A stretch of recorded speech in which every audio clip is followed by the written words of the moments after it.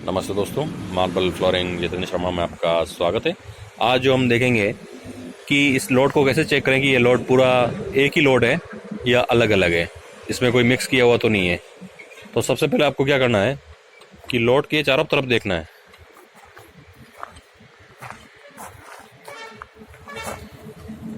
जैसा कि आप ये लाइन देख रहे हैं, ये पूरा ही एक ही लोड है। ये जो फिगर जा रहा है इसमें, तो इस तरह से आप लोड चेक कर सकते हैं कि आपका लोड एक पूरा है या नहीं है। तो अब इसका जो मेजरमेंट होगा वो कैसे होगा, देखिए।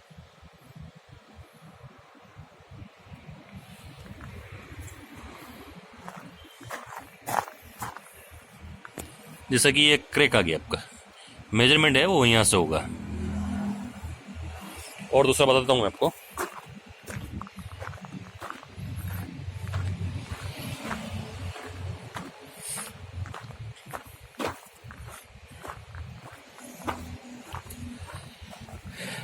जैसा कि आप ये देख रहे हैं, ये इसका पूरा कॉर्नर गया हुआ है। तो मेजरमेंट है वो आपका ये लाइन से